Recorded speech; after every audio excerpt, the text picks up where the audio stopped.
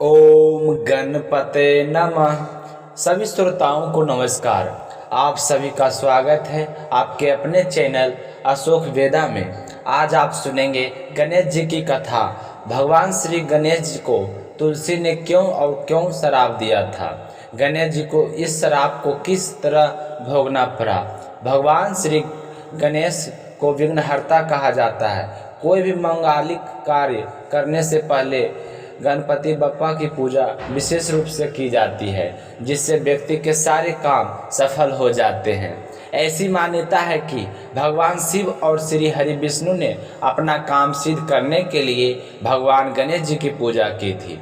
भगवान गणेश की मोदक अति प्रिय है और दुर्वा भी बहुत पसंद है। ऐसे में सवाल यह है कि सभी देवी देवताओं की पूजा करने में तुलसी दल को बहुत ही महत्वपूर्ण माना जाता है।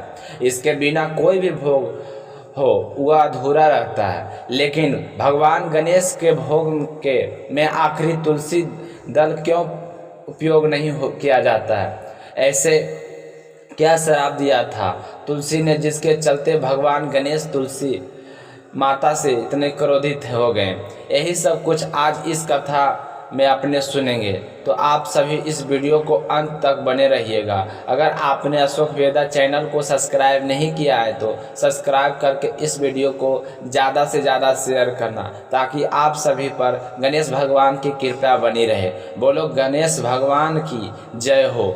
पौराणिक कथा के अनुसार एक समय की बात है कि एक दिन भगवान गणेश गंगा किनारे तपस्या में लीन थे। उसी समय कन्या तुलसी भी गंगा तट पर आ गई। तुलसी अपने विवाह हेतु तीर्थ करते करते वहां पहुंच गई थी।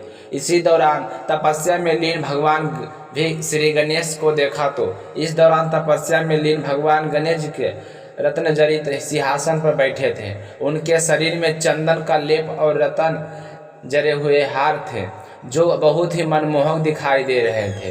तो तुलसी की नज़र जब उन पर पड़ी तो वह भगवान गणेश जी के प्रति बड़ी आकर्षित हुई और उन्हें विवाह करने के इच्छुक हो गई।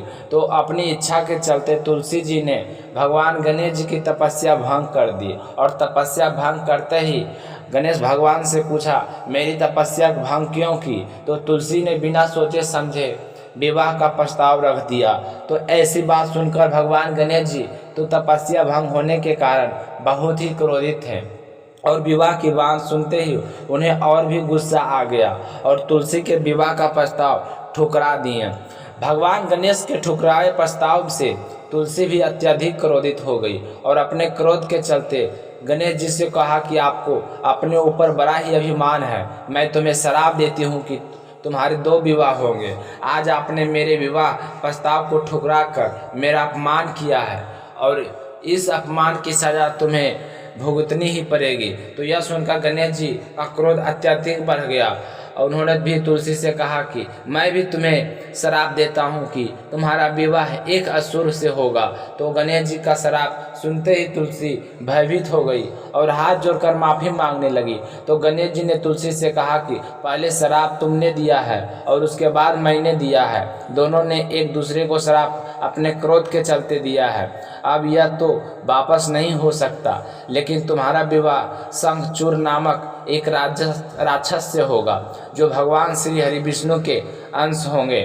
तुम अपने पति की आज्ञाकारिणी और प्रतिव्रता नारी होगी, लेकिन तुम्हारा पति बड़ा ही आतंक मचाएगा। लेकिन तुम्हारे पति व धर्म के कारण उसका कोई कुछ नहीं बिगाड़ पाएगा।